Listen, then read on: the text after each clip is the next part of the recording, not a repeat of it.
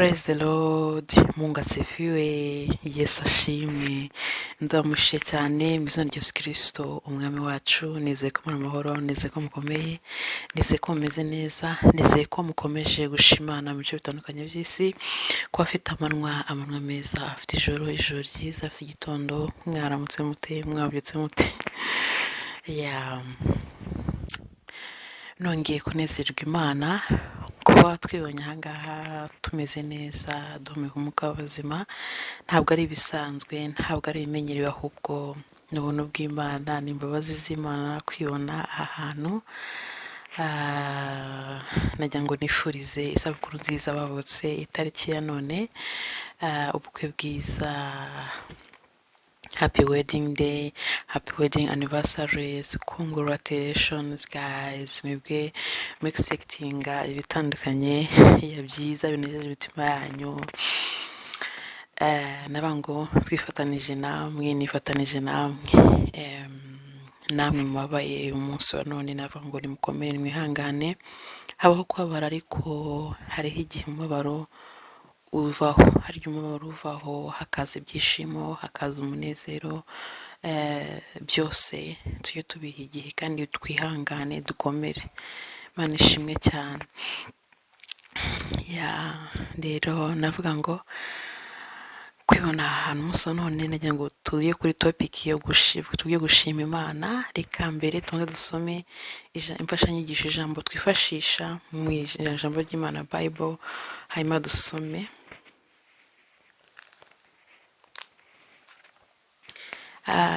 Turahera muri Zaburi 50, 14,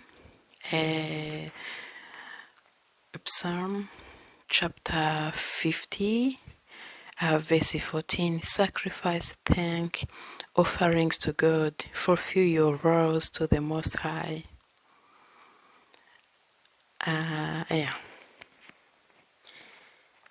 Reka tugende none kuri Psalm chapter 150, from verse 1. Praise the Lord. Praise God in his sanctuary. Praise him in his mighty heavens. Praise him for his acts of power. Praise him for his surpassing greatness. Praise him with the sounding of the trumpet. Amen. Reka dusimbuke gato tugende kuri let verse 6. Let everything that has breath praise the Lord. Praise the Lord. Let everything that has breath praise the Lord. Praise the Lord. Ngo reka ibihumeka byose bihimbaza umwami Imana, bihimbaza Imana. Imana ishimwe, Imana ihimbazwe. Yesu ashimwe cyane. Reka ibihumeka byose. Hallelujah. Praise him for his acts of power. Ijambo navuga ngo nyamukuru ryankuriye cyane, ryasimbukije umutima wanjye, cyangwa byanejeje umutima wanjye, ni ijambo rivuga ngo Imana ikora iby'imbaraga. Imana ikora iby'imbaraga. Reka ibihumeka byose. Umunsi wa none waba uri mu makuba, waba uri mu byago, waba uri mu gahinda, ariko byonyine kuba wibonye wabyutse ubwabyo nishimwe. Imana ishimwe cyane. Kuba nibonye ndahangaha mvuga n'inshuti zanjye, n'abavandimwe, n'umuryango, nishimwe rikomeye cyane. Ngo reka ibihumeka byose bishime, bihimbaze. Reka ibihumeka byose bihimbaze Imana, bihimbaze umwami, bihimbaze Kristo. Yesu ashimwe cyane. Imana ikora iby'imbaraga. Kuba twibona twabyutse ni iby'imbaraga. Kuba ugenda mu muhanda ukavuga ngo ndabyutse ndagiye, ukagaruka mu rugo ukicara ukaryama, nabyo ni iby'imbaraga. nibukijwe cyane ko iby'Imana ikora byose ari iby'imbaraga. Imana ishimwe. Ngaho reka tuyihimbaze. Hari ikintu kijya kiba Imana igakora, maze iminsi bindimo mbitekereza, n'umunsi nabitekerezaga cyane. Imana igakora iby'imbaraga mu buzima bwacu, ariko hakaza ikintu navuga muri ibi by'imbaraga Imana ikoze hakitambikamo ibindi bintu. Handi ubona ibintu ukavuga sero n'ibyo ndabicika gute, ndabyambika bine, ntubashe kureba iby'imbaraga Imana ikoze ako kanya, umutima wawe ukajya hahandi ngende bitarakunda. Ibyo ni ibintu bitwishe, ni ibintu biturembeje. Ibuke biriya by'imbaraga Imana ikoze, Imana imaze gukora, Imana irangije. Ibuka ziriya nzira ushime. Hagati aho nanjye reka nshime, turakomeza gato muri video. Murabona iyo dushima Imana ntabwo tuba dushaka gukomeretsa abakirindiriye isezerano, gusa nyine no gushima Imana. Njya kubyara nahuye n'ikintu cyitwa burya no guhinyuzwa, niko nkunda kuvuga, guhinyuzwa cyangwa se kugeragezwa cyangwa se kwandikirwa amateka se, kuremerwa ubuhamya testimonies. Kubyara hari ukuntu ugenda ntuhita ubyara ako kanya, kaba ko urindira. Ndarindira, mu kurindira mbona iyo urindiriye abantu binaha hari ukuntu nta kuvuga ngo umuntu wanze ari kuzana ibiryo, oya, mufite ahantu mujya kurya. Uko ngenda njya kurya nkumva ikintu kimbwira bano bantu baraguseka, ese okay, ngenda kurya nge nta mbebe ndabona, ndacyarindiriye, sinzi uko bigenda. Mbese ubu uri mu rungabangabo urindiriye, nkabona abandi barajya kurya bafite ababebe. Twana turi numva umuntu yabyaye n'afite ahantu atwara umwana akagenda akicara akajya kurya, nkumva umutima uri kundya, nkumva navuga Mana we, ko numva mfite guseba, ibi ni ibiki, uramfasha iki?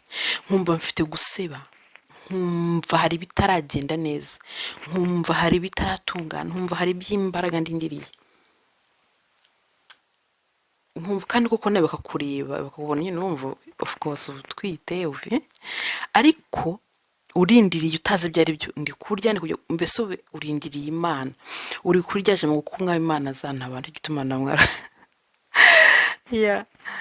kuko umwami Imana azantabara igituma ntamwara. Hari amagambo menshi muri Bible adukomeza, adusubizamo imbaraga, adusubizamo intege.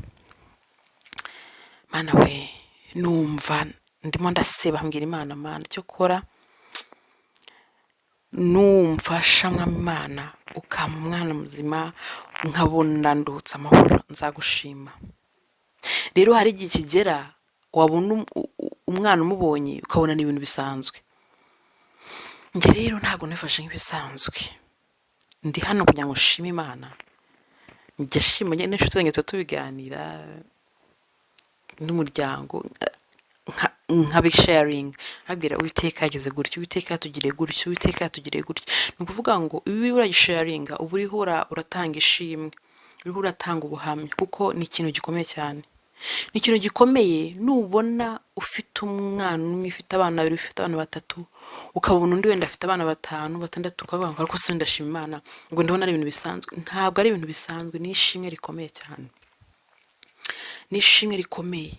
Ubwo rero nyine icyo gihe nakirenzeho, nanjye ngeraho Imana nyine mpavuga ngo iduha umwana, ntangira kugenda kugira gute, kujya kurya nyine nanjye mfite umwana. Uhita wumva uhumetse undi mwuka, ariko igitegereje uvuga ko Imana we, ngo ubuse koko, ngo Mana ndumva ari guseba, ngo ubuse ngo nzamubyara umwana kandi si ubwa mbere. Ariko ukumva hari ukundi kuntu ushaka, mbese hari ibintu umenyereye, kandi uko Imana iguheza giguhe umugisha bwa mbere, hari igihe bitaba ko bwa kabiri n'uryo cyo bwa gatatu, hari igihe biza mu bundi buryo, ukabona bitajya tubisangira gake gake ndagenda nkubitaho mbabwira.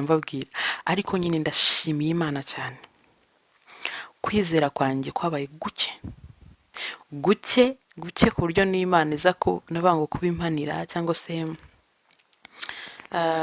kubimpugurira ubwo atisanze kwiza ko kwabaye guke narivuga ngo yego nibyo kandi navango nabisabe n'Imana imbabazi kuko kwiza kwanjye kwabaye guke kandi ubona ujya kubyara abantu bashinzwe kugufasha kugira ngo ubyare ukabona bateguyeho umwana ari buryame ukabona byose babiteguye barakubaza umwana azitwa nde barakubaza ibyo kubyara umuhungu umukobwa urumva bo bari ready bafite faith yabo bafite ibyo biringiye ariko wowe ni mu kirere njye ndi mu kirere nk'abakosubana we aba bari mu biki mbese nkabona ndakanuye gusa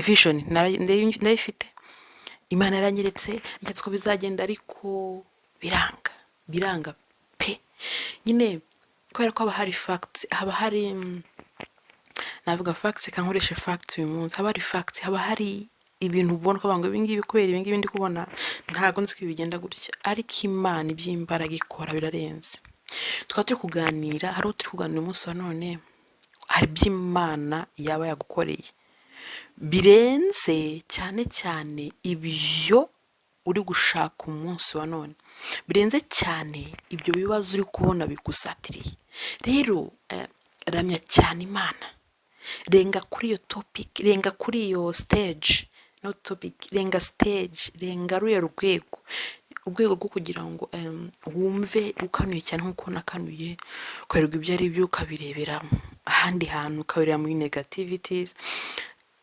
ihangane urebera ibintu aho wabiboneye vision ufite amerekwa cyangwa se ubuhanuzi abantu bizera ubuhanuzi nkivuga ubuhanuzi ndashimira Imana cyane hari ubuhanuzi niboneye ndabwiyumvira ku kanya bavuga ku bakozi b'Imana bavuga ku bantu b'Imana ndi mu mashimwe akomeye bahanurira umukozi w'Imana n'umufasha barahanura bavuga ati ndabona mu byaye impanga icyo gihe babivuga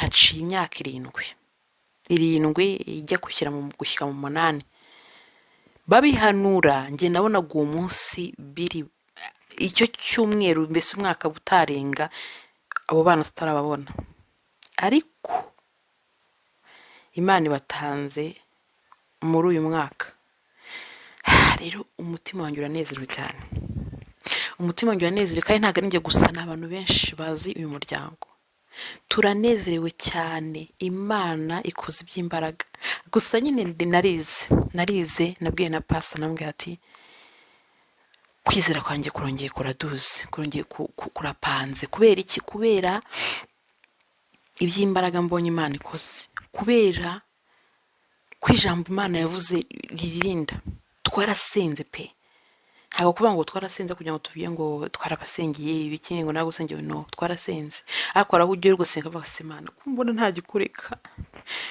gikureka kandi buhanuzi babutanga nanjye nari impari ariko Imana koko ntibeshye iby'Imana ivuze irabisohoza rero twaba turi kuganira inshuti yanjye uri ku musozi wo kurindira uri ku musozi w'ibibazo ariko renga ibyo bibazo urenga ku gahinda urebe biri Imana yakoze kuba ugiye ugihumeka kuba ukiri no ku musozi wo kurindira kuba ukibasha kuvuga ngo Mana mbabarira ungirire ibi nabyo ni ibintu ishimwe rikomeye kugira ngo njye twibukiranye ko no kugira ngo umwuka duhumeka tube tucyuhumeka tube tugenda bikunde nta urwaye niba hari urwaye abonye imiti niba tuvuga imiti itabonetse ariko ukaba ukiriho cyangwa se niba urwaje ni byinshi niba uri ku musozi w'agahinda nyine n'ibitandukanye tuba turiho ariko kuba biriho byonyine ukaba uhari nabwo ni iby'imbaraga Imana ikoze rero washimira Imana mu gutanga ibitambo by'amashimwe byo turi amahoro waririmba wasangije abandi warebye ukora warebye ukora warebe uko bigenza rero najya tubihenye ko hari iby'imbaraga Imana ibikoze ndumva afite byinshi byo kuvuga ariko ntago byakunda muri minota n'imiki yani mike tuba dufite iminota yahanga kugira ngo uri wa video bashe kugira ibyo akuramo kandi mu buryo bworoshye rero navuga ati nshima Imana cyane kuko itatureka itadutererana komeze ku Mana hari ibyo waba ucamo bikomeye ariko umenya ngo isaha n'isaha uzashima, kandi nubwo washima hari ibindi uzakomeza ushaka. Ntago uburyo Imana yaturemye mu byo duhora dushaka, kandi ibyo twihora twifuza bigahora biduteye kumva nyine twabisengera. Nta gihe kizagera turi hano mu isi ngo twumve ngo tugeze ku rugero ruhagije, oya, keretse igihe tuba turangije misiyo yacu hano kuri iyi si. Ya rero ndanezere kuganira namwe, twaba tuganira utarakira Kristo wamwakira. Ibi byo twaboneye muri Kristo nibyo dusangira, nibyo tubasangiza, nibyo tubabwira, nibyo twirata. Kristo ataraza ubuzima bwari bubi cyane, atari ko umuntu abuze ibindi, atari ko umuntu abuze abantu, ariko twe tubuze amahoro mu mutima, twari tubuze kwisobanukirwa no kwimenya, twari tubuze misiyo ya Kristo mu buzima bwacu. Nawe wasubiye inyuma wakongera ukahaguruka, hamiriza Kristo umuhagarareho, ntiwite ku rusaku rw'ibivuga, ntiwite ku rusaku, ntiwite ku magambo, ukwikomeze kuri Kristo, ufunga umwuka. Bazana ijambo ngo ufunga umwuka, ubundi urebe ibikomeye by'Imana ikora mu buzima bwawe, mu buzima bwanjye. Rero navuga ngo abarwayi mwihangane, abarwaza mwihangane, abari ku musozi w'ibibazo mwihangane, abarindi isezerano ry'Imana mukomere, mugumaho, mushikame. Namwe murindiriye muri kugeragezwa n'amasezerano, navuga ngo nimukomere, mukomere mukomeze ku Mana. Rero navuga ngo ndabakunda, nshimiye kuganira namwe. Imana iracyakora iby'imbaraga, no kuba tugifite umwuka isaha ya none ni iby'imbaraga. Imana ibishimirwe, Imana ibiherwe icyubahiro. Navuga rero ngo ndashimiye Imana cyane cyane cyane ku bwa mwebwe mwese mufite ibyo mutegereje, mufite ibyo mubonye, mufite ibyo navuga ngo muriho mupfukamiye. Ndabishimira Imana kuko nabyo ni iby'imbaraga. Kubasha gupfukama ni iby'imbaraga, gupfukama usenga utazi ngo ibi biravahe, utazi ngo ibi biravahe, ni iby'imbaraga. Imana ibishimirwe. Byo navuga ngo nshuti zanjye mukomeze mugire ibihe byiza, ndabakunda cyane, murakoze, bye.